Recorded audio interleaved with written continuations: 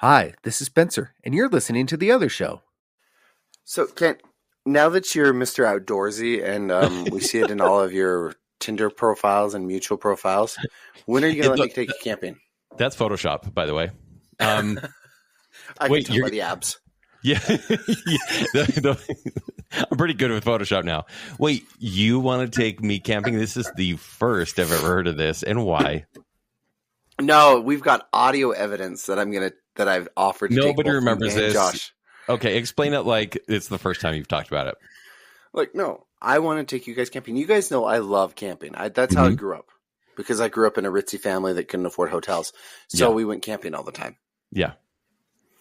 But besides that, like, there's nothing more fun than getting out to nature where you can see the stars, sit around a campfire where you get all vulnerable and but it's still macho because there's a campfire.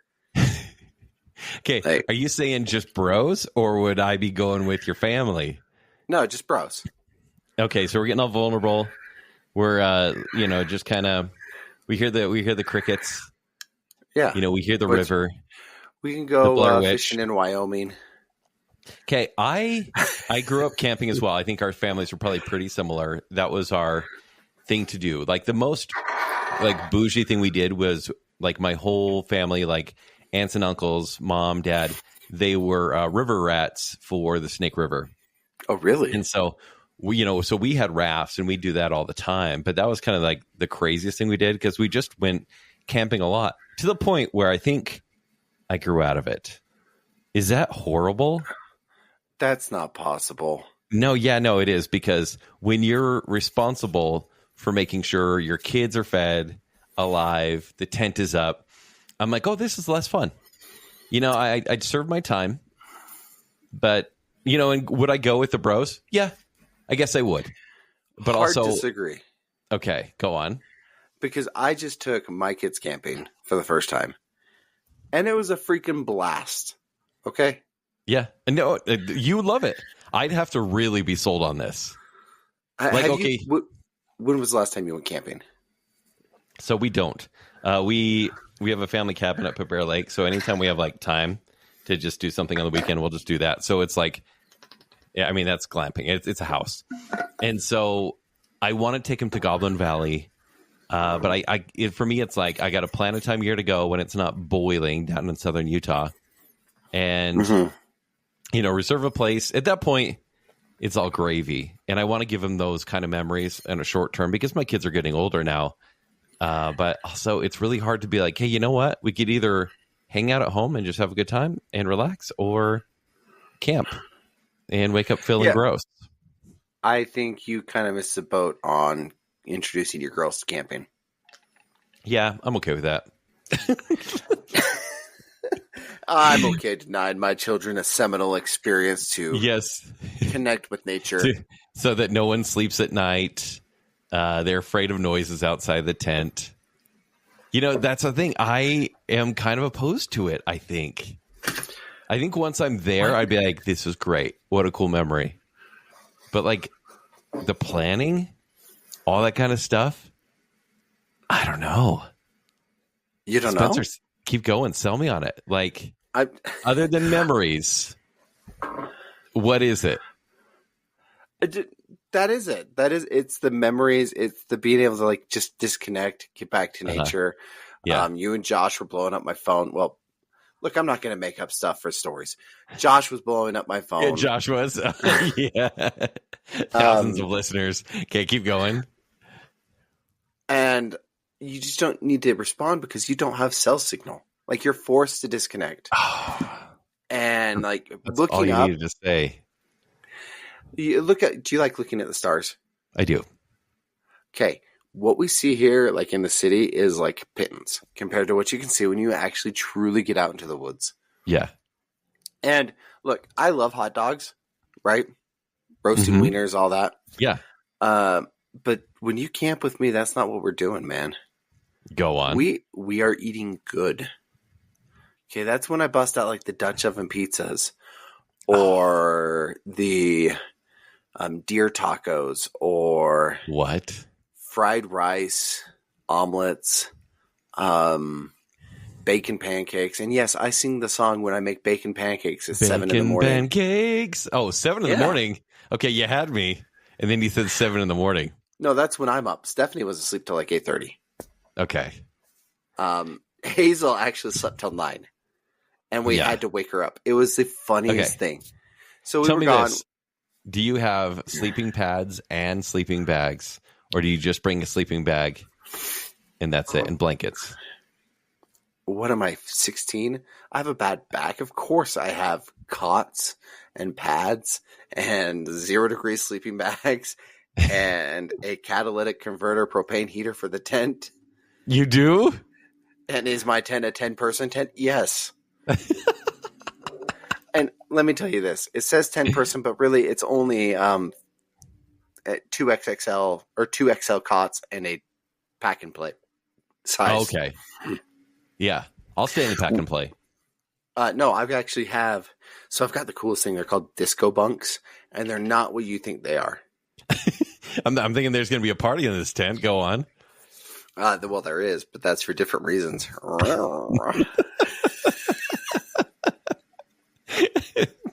I'm listening. That's all you had to say. They're bunk beds. They're cot bunk beds. What? They are so cool, and they're super comfy. Like, no, we're going to wake up. We're going to sleep good. We have plenty of space, plenty of room. And I'm trying to find a portable shower so you can stay nice and fresh and clean. Yeah. Okay. If you, Josh, and I went camping, where would we probably go and how many nights would we stay? I think there is a camping rule of a minimum of 2 nights. Okay. The reason I say it's a minimum of 2 nights is just because, look, you get off work Thursday, right? Okay, go on. So you get to camp maybe 5, 6, 7 o'clock at the latest. Mm-hmm. You set up, you start a fire, you maybe roast some mallows, you go to sleep, wake up. Yeah. Friday is like your fun day. So let me walk you through the itinerary of where I went this weekend. Okay. Do tell. So I went to Island Park this last weekend for 2 nights. We actually went with a good friend of mine who we worked together at a scout camp just outside of Island Park. So for us, this is like our stomping grounds, right? Perfect. And we both have kids about the same age. So we got to the park about 6 o'clock on Thursday. We had dinner. We got the kids down. The first night was a little rough because I have a 1-year-old who didn't want to sleep. But Thursday, we just explored the park. We went on like a short nature hike. We saw some fish. We fed some birds. We smelled some grass and just had a blast. Okay. Woke up that morning. We had omelets in a bag. Really easy, tasty breakfast. Then dinner, we had fried rice. And then Friday, you pack up and go home. Like, what did you do during the day to I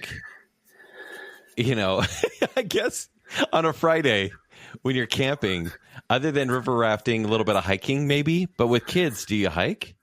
Yeah. Yeah. Your hikes are just going to be a lot shorter and a lot longer time-wise because you're following toddler feet. Yeah. But that's cool because have you seen me?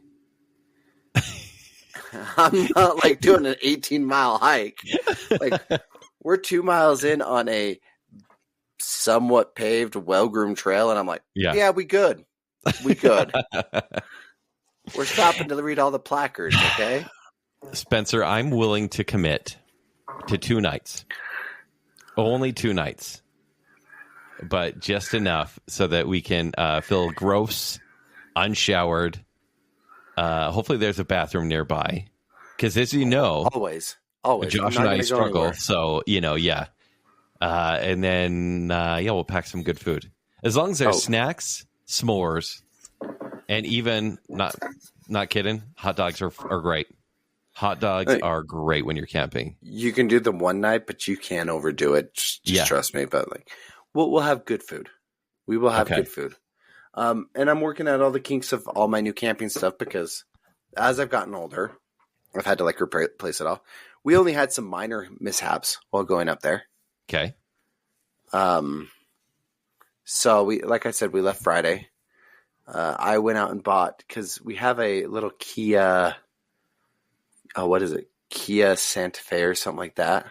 Sorrento, probably. Sorrento. Okay, Yeah, Sonata. the Okay, Sorrento. yeah. It's the Sorrento. Yeah, that's the one. I don't know. I missed my truck, and we would have never had this problem if I hadn't totaled my truck. So it's my fault. So just know that we will be telling scary stories. Sorry, keep going. I interrupted. Oh, absolutely. You have to be. Yeah. You have to be.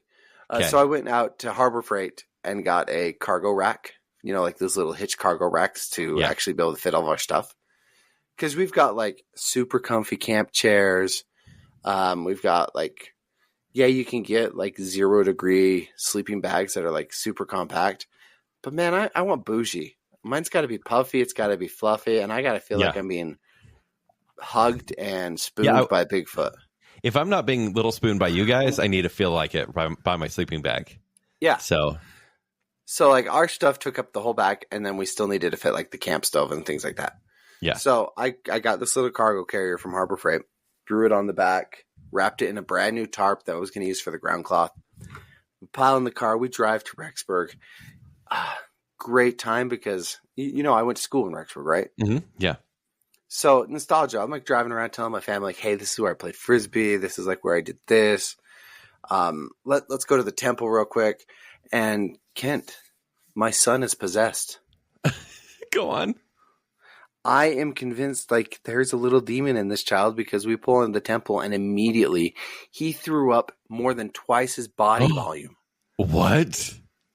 More than twice his body volume. I've cleaned up Hazel every road trip we've gone on. Yeah, sure. When she was that age. We've talked about it on the show. Yeah.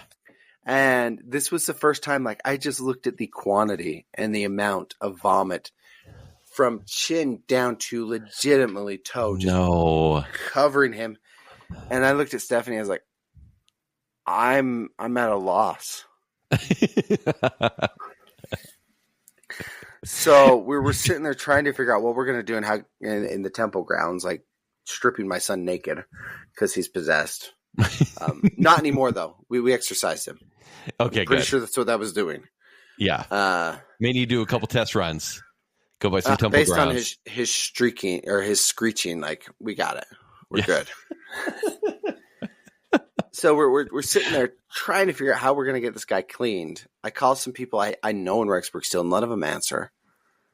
I'm like, oh, crap. What are we going to do? And I look back at my cargo hitch, my brand new cargo hitch, and my brand new tote with brand new sleeping bags for kids in it.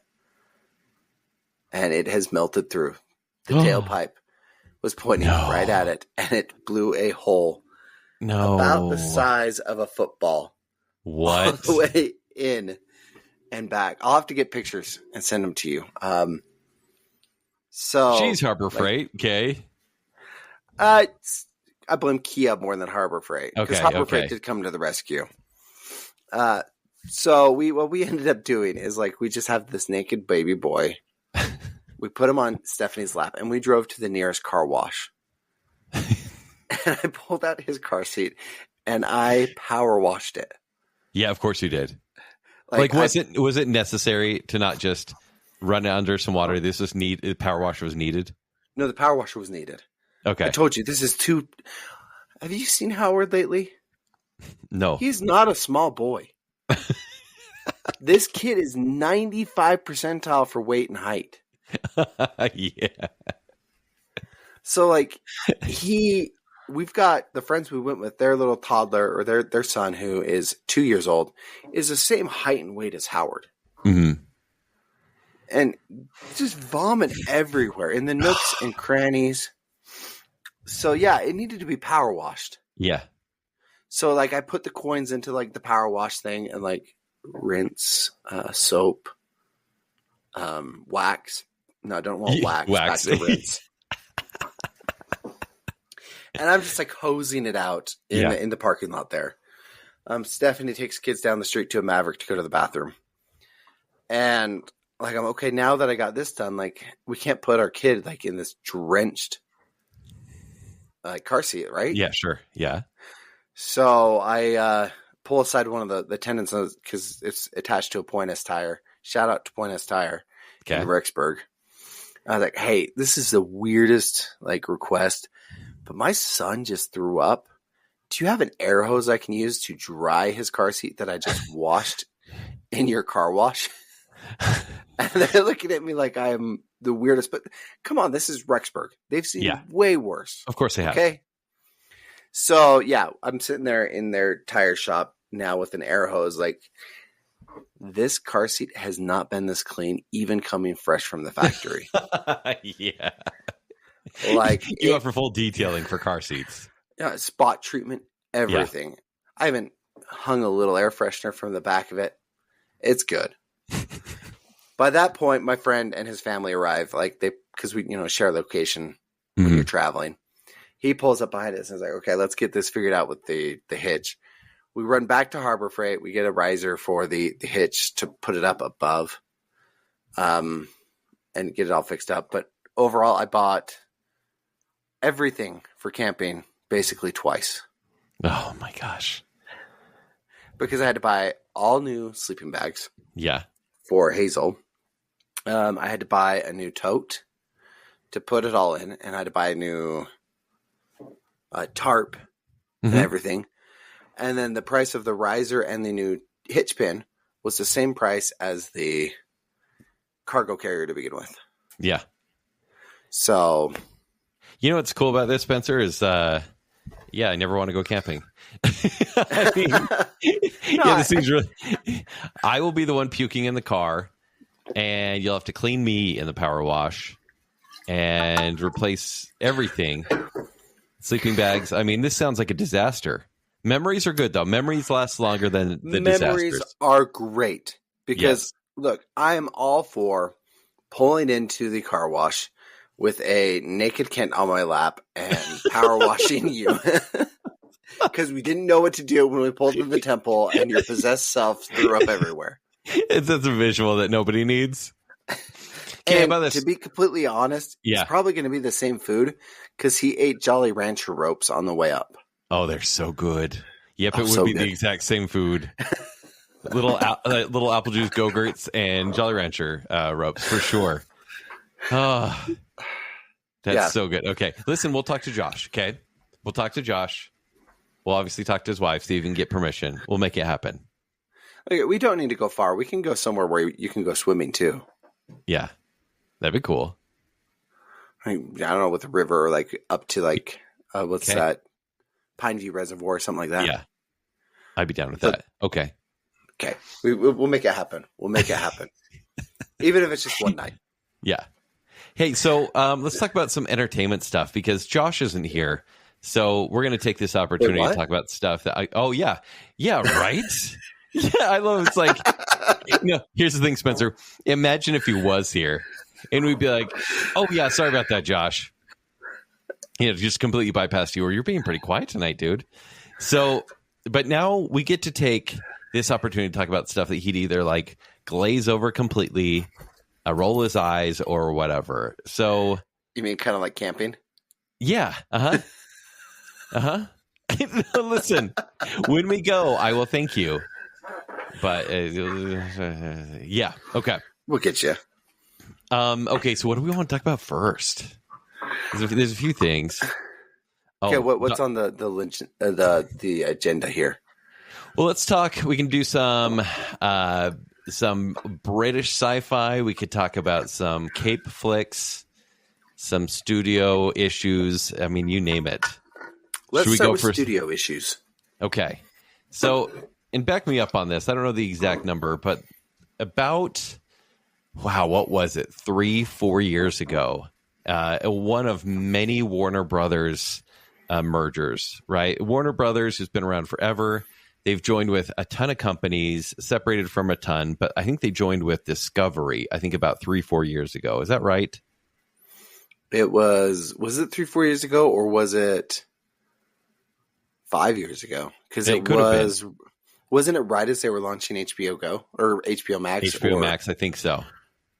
HBO Maxim? Yeah, I think it was right about the time that the Snyder Cut came out. So, yeah, anyway, so they've had management issues forever, and I could complain about them as a company and how much I hate them, but that's another conversation. Maybe it will come up. But so they picked up this CEO, and I would say a lot of CEOs are kind of worthless, but this guy especially. His name is David Zaslav, and I think he came from Discovery.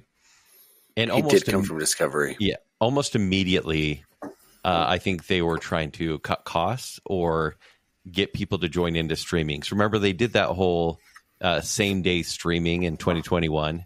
Any movie that was coming out to theaters, because remember, things were still a little dicey, would go to HBO Max that same day. And I think that was one of his plans. That right? was. Okay. Yeah, that was his first big one. And that's where they lost Christopher Nolan, because he's like, oh, no, my movies are big screen experiences. Like, I'm not making my next movie, which is Oppenheimer, which is the Best Picture winner, with you guys. Can you imagine if that had come out to HBO Max same day? Oh, yeah. I mean, it wouldn't have been even considered for an Oscar, I don't think. Well, and it's not a small screen experience at all. Mm. So, no, you're absolutely right. David Zaslav has been an absolute mess. He came from Discovery, and he's the one that came in and at Discovery even, because you remember back when we were younger, when that actually had like educational stuff on it. Yeah. And like was worth it to actually watch and learn about things other than Shark Week. What is it now? It is all, yeah, it's all Shark Week all the time, or Mythbusters, which is fine. Oh yeah, sure. But he's the one that ushered in the era of Swamp Men and reality TV and like the absolute mind drag of television. And yeah, it's the worst. But granted, usually reality TV is cheap to make and is profitable, right? So as a CEO, he probably was doing the job that they wanted him to do, right? Make money. I mean, that's the only job of the CEO is get the stockholders' money, right? Well, there's two ways to make money, and I can speak somewhat authoritatively on this now. Go on. You need to bring in, yes, revenue, but there's also brand management, and brand management is considered a part of your value as a company. Yeah. So you can come in and do things cheaply, but if it damages your brand value, you are actually worsening the share value of your stock. So as a CEO of a company like Warner Brothers, like Discovery, you need to be taking care of your brand and the value of the brand just as much as you do the revenue and bottom line and cutting costs.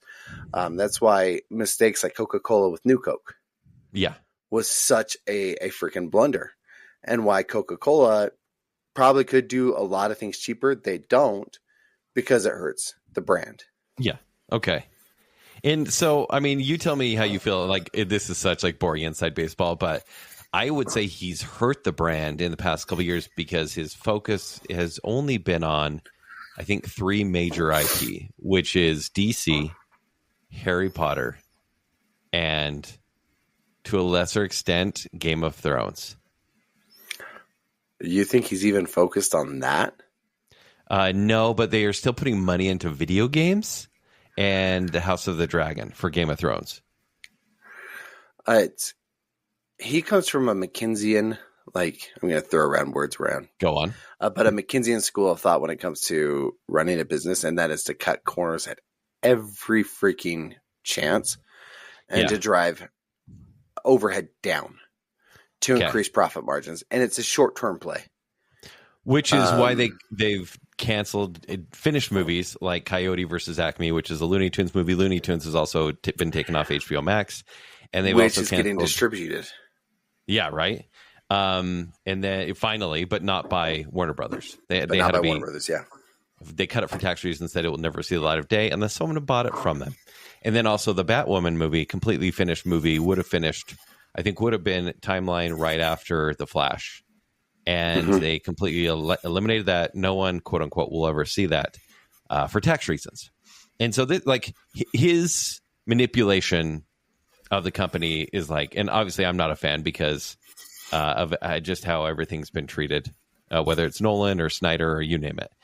And so we're at this point now where there's kind of a make or break as far as 2 of their major IPs.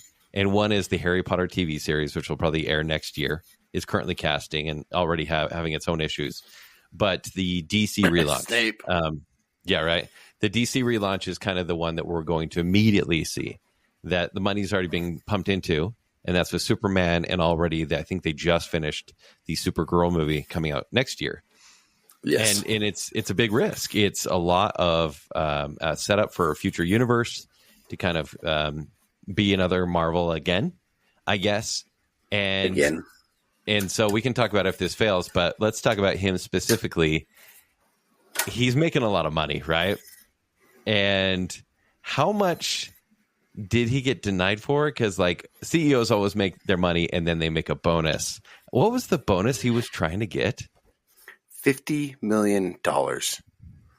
So the guy who's cutting corners and literally, I think, cut Coyote versus Acme for $30 million. $30 million to save the company. Wants $50 million. Yeah. Yeah. Well, and we're going back to that brand value thing is he has done considerably more damage to the brand.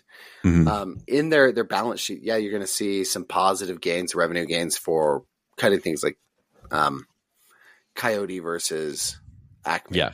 Or gains for Minecraft, which is a big success for them. Yeah. Obviously. Or even gains for HBO subscriptions because of the same day stuff. But the brand damage he's done has been in the millions, or the hundreds of millions, because how much did Oppenheimer make? $1 billion. $1 billion. And how much will his next movie make? $1 billion plus with Odyssey. And how many other billion-dollar Nolans are out there that will never work with Warner Brothers because of what he did in order to get short-term value? It's almost shocking that Denis Villeneuve, who does Dune, like the Dune movies are still attached to Warner Brothers. There has to be something there. Yeah, there's some backhanded thing. But so he got denied this bonus, right? In a vote of no confidence. Why? Do you know why? Because they have not had sustained success, is what I heard. Okay. And I think part of it is the brand damage that he's done is a big reason, because Warner Brothers and HBO's value as known quantities for quality has taken a nosedive. Yeah. HBO was the king of prestige television. And these days, if you want to see prestige television, you're going to Apple. Yeah, so true. It's so true. Well, and also the DC brand, as far as video games, which I'm a little more into, it's like they have the Arkham series, Arkham great Asylum, games. Arkham City, Arkham Knight, and the same developer who is very DC friendly was going to do Suicide Squad: Kill the Justice League, which was took them 8 years to make, and it was going to be one of these looter shooters that was meant to make continual amounts of millions of dollars. And the thing bombed, and it lost them, I think, $200 to $300 million. And, well, the reason, so many reasons that one bombed. One is it was never meant to be a looter shooter, right? But it's easy money for a company, they think. Yeah, Zazie came in and was like, "Well, these are popular right now. Let's go ahead and do this, and then it will be a software as a service rather than a game." Yeah. But it's just bad decisions all around. Like, I would vote no confidence too. Like, for example, Hogwarts Legacy came out 2.5 years ago for consoles and made so much money. Such a fun game. See, I have it downloaded. I haven't played it yet.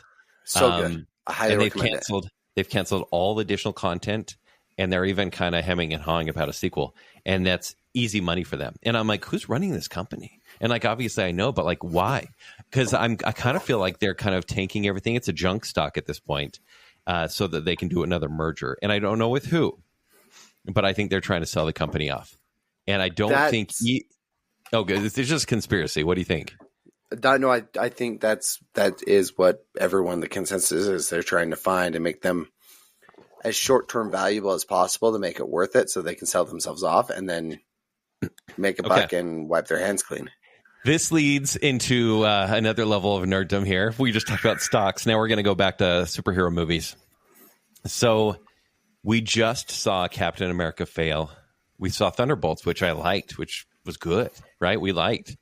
It lost $100 million. we are no longer at this point where, and obviously every DC movie for the past 8 movies has been a failure. We're no longer getting guaranteed billion-dollar earners, even $700 million earners. What if, and we can talk about Fantastic Four in a little bit, because that one I feel like should make money.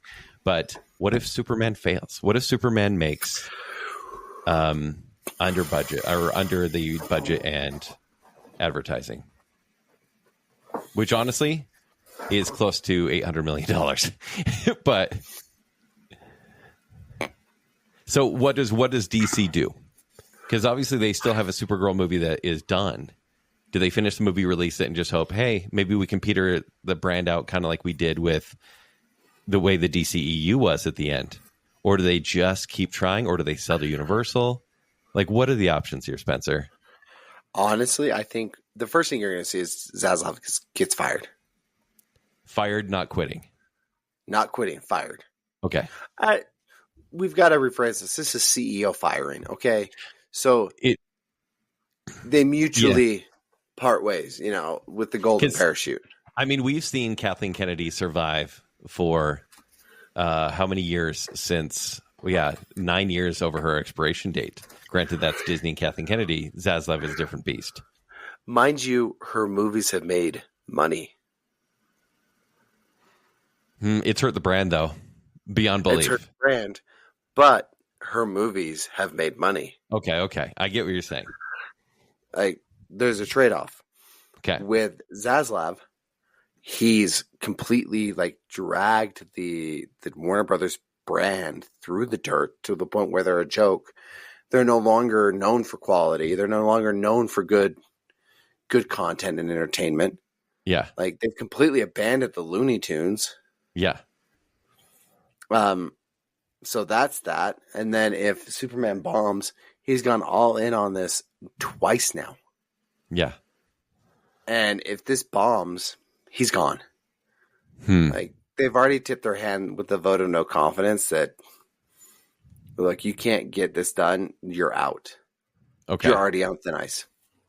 So that's the first thing. The second thing is you'll see Superwoman come out. You'll hear rumors of a sequel, but it will be Superman Returned.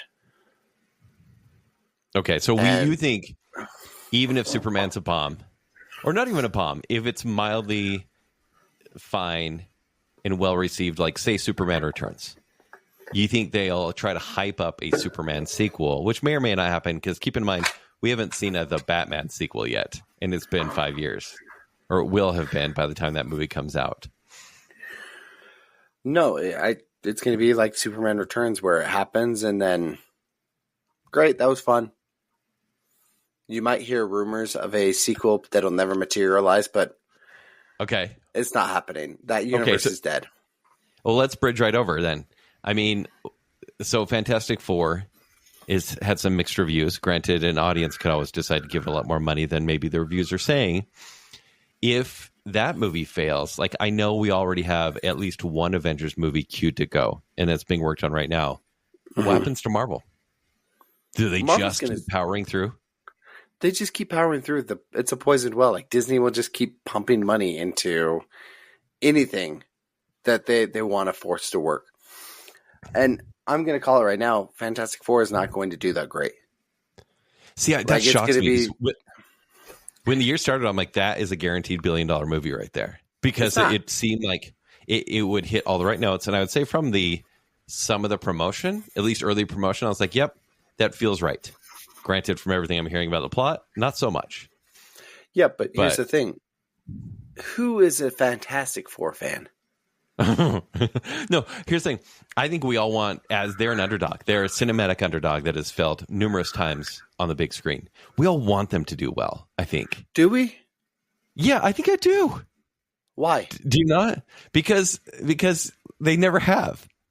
It's like it's Marvel's first family.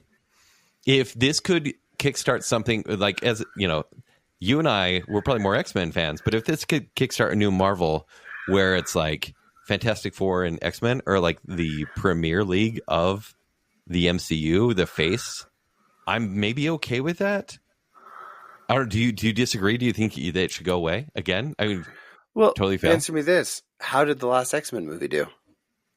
Not great.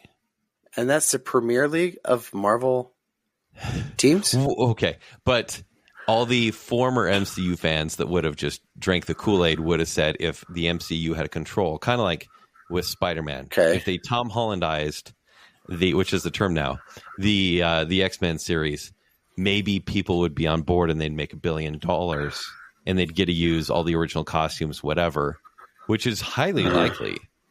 I think it's homogenized. And that's why I liked having Fox own X-Men and Sony having Spider-Man, because everything felt different. But I think there are a lot of people out there that say, if it's under one roof, maybe we'll have this quality, which is hard to say, especially after the last 6 years of Marvel. How did Captain America do? Not great. Isn't he a better known commodity than the Fantastic Four? Yeah. Uh-huh. Like, that's my problem, is the MCU fatigue is in, right? And now you're expecting people to buy into a 4 times failed franchise. Yeah. Which it has bad word of mouth, as is. Yeah. It's that movie. I'm sorry, that movie's going to bomb. And I hate to be the naysayer. I hate to be like the negative Nancy. I want to see superhero movies do well. The nerd self wants to, but dang it, if I'm not agreeing with you, we need a break. Yeah, and that's where I'm at. I think, like, obviously I don't want Superman to do great because I want the DCU itself to not be a thing. And then I want another company. Oh, hey, Kitty. I want another company to take on anything but take about 5 years to plan it. Man of Steel came out 10 years too early. Yeah, it's so true. Man of Steel and Watchmen, by the way. They were just well before their time. I think, I don't know. And obviously, like, we'll talk a lot about Superman when it comes out because it'll be a very curious thing. And I do fight a lot with you and Joel about this. Just kind of, I don't care about the Boy Scout. I think I rarely have, other than the original Donner films. But, you know, I'm very curious. And if this becomes what Marvel wants to be now, if the DCU becomes the big moneymaker, I'll be shocked. But if they're good movies, then I'll be like, okay, that's fine. Like, good on them. I don't know if I'd be shocked if DC, because we saw the same thing happen when Iron Man came out. Yeah. Is you had suppressed, like, Marvel fans and general audience, like, hungry for new franchises that hadn't been seen and done well in a while. Yeah. Like, they were sick of the Batmans, they were sick of the Supermans, they were sick of the X-Men that had been dominating the box office since the early 2000s. Yeah. And that's really, I think, what set the MCU on fire. You might see I honestly do think the DCEU will do okay. Okay. I don't think it's going to be terrible. Part of the reason I think the DCEU will do okay, or the DC Gun U, or whatever they're going to call it, Sure. is Gunn's more creator friendly to a fault. Okay. To a fault. Hard disagree. He's the only creator that has been involved in any of his projects. So far. in the first 4, he's the only guy. Well, no, he was a producer on Peacemaker. He's the producer and showrunner and director. Yeah, but he only directed 2 episodes. But considering it's his project, like, I can't. The Creature Commandos. I'll give you that. Yeah. I'll give you that. Supergirl will be the litmus test on that. Yeah, and that's a different director. I think you may have heard me talk about this before. It's weird they've cut about 20 some odd minutes from James Gunn's Superman. And I'm kind of like, are people going to be, if Warner Brothers sells and this thing falls apart, will people be asking for the Gunn cut? Will people say, hey, show me the more comedic version of this movie?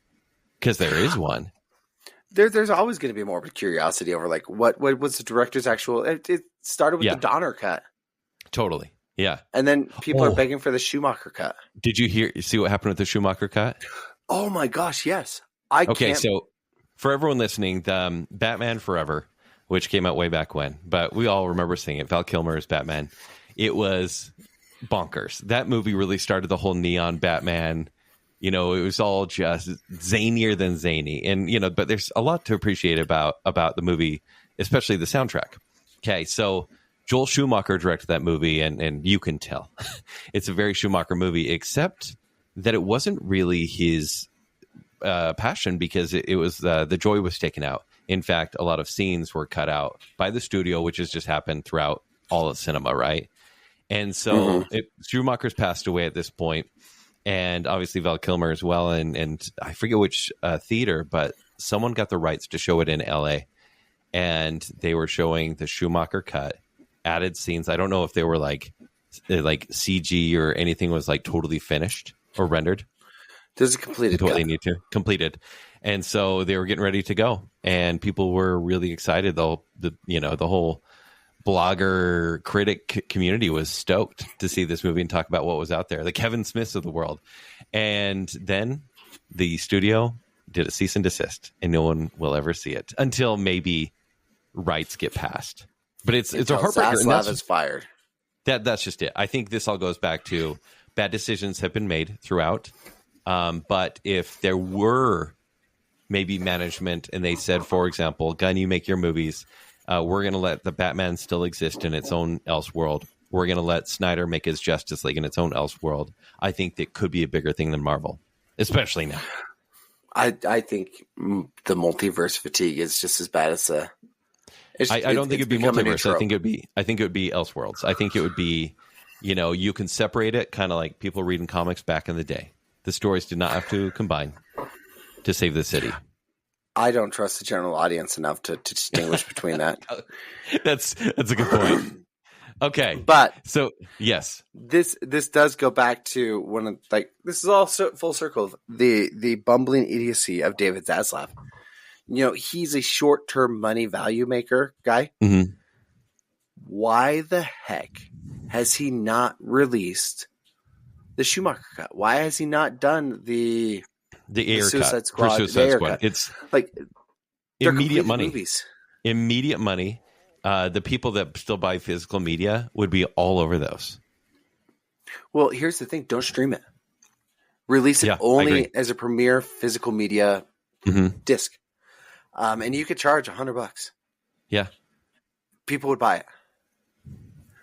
I'd buy it. I think I would buy each. Yeah. And it's for collection's sake, because you have this generation of people like millennials and early Gen X who want to collect these like moments of their youth that never happened. Yes. I mean, so yeah, how happy do you totally have it?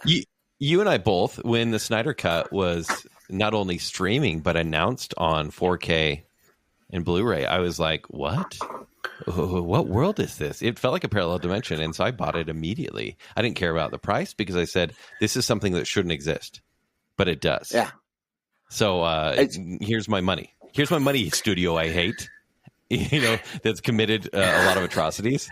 Here you go. It's a whole diamond industry, but with movies. Like, you've created a false scarcity, and now people have to have it because it's the Disney vault. Yeah. It's already been done. It's already a proven concept and a proven moneymaker. It's we're going to release this limited time. We don't know when it'll be back. If ever again, it's going right back into the vault. Okay, listen, Spencer, we could do this a lot. We could do this for a long time. Josh is probably so glad he's not here listening to this. Let's wrap this up with, I think we have one phone call. Let me grab the phone call. You know what's funny though, Kent, is when we started this, like, I don't know if we even have 45 minutes of content here. I think we've done half of what we had planned. So, did Josh even send us the phone call? Nope. Did he not? Hold on. I think he did. But this is why we need you, Josh. We're so disorganized without you. Oh, I got it. Oh, okay. You got it? Yep. Hey, guys. It's Allison. I just wanted to call in and say hi because it has been a hot flippin' minute. Just some fun updates. I now have a 2-year-old. I will have a 1-year-old on Thursday. Wednesday. It's on Wednesday. I will have a 1-year-old on Wednesday. My brain hurts. Then Thursday, fun enough, is my anniversary. Tyler and I have been married for 5 years. Kent, I'm so sorry. we just don't speak of why you didn't get the invitation to my wedding. I'm really sorry. If I could go back in time, I would have invited you, okay? Love you tons. I'm sorry. But yeah, anyway. So yeah. Also, I finally got a job that's not doing taxes. The only bummer part is I have to drive up to South Jordan, which is not a fun drive. But, I kind of just have to do it. Anyway. I hope you guys are doing good. We'll talk to you soon. Bye! Speaking of alternate timelines and vaulted media release, I want to see the timeline where you were invited to that wedding, and if you could have saved me sooner. Didn't you guys play with lightsabers? Well, that makes it sound like a bachelor party, but no. I feel like I saw something of lightsabers. Oh, you mean actual lightsabers? Yeah. Yeah, no, it was a great wedding. Yeah, they actually, instead of sparklers, like they ran under arches of lightsabers. Yeah. No, here's the thing. And Allison actually came out, like her wedding song, like her bridal song that she went down the aisle to was Rey's theme from Star Wars. It was really cool. Oh, wow. Okay. Hey, I would have loved to have been there. So alternate timeline, Spencer, I would have been there. I would have brought my Galaxy's Edge lightsaber and saved you a little bit earlier, and myself. Let's be honest. Because liberated us. Yeah. No, but Allison, congratulations for the birthdays, for the anniversaries, all this stuff. For the job. But mostly just Allison and I are besties, Spencer, and I feel like you need to join in on this chat because we watch wrestling all the time. And I only watch it on Mondays because Raw is on Netflix. She watches SmackDown, which is on, I think, on Peacock. And we keep each other, in check with what's going on with the WWE, and it's like the coolest new friendship I have because I'm like, man, this is the best. So if anyone wants to get on a wrestling chat, we've got a pretty good start there. Well, you've got Netflix. She's got Peacock. I try to catch up on YouTube. So that's time. Fair. It's probably quicker, actually. I'm watching the highlights with alternate announcers. Yeah. That's fair. Anyways, Allison, thank you for calling once again. Congratulations for everything. It sounds like a busy time of year, but you got this. But yeah, Spencer, we're just going to keep talking about geeky stuff. But for now, we're going to go to just the voice of Josh to lead us out. Josh's disembodied voice.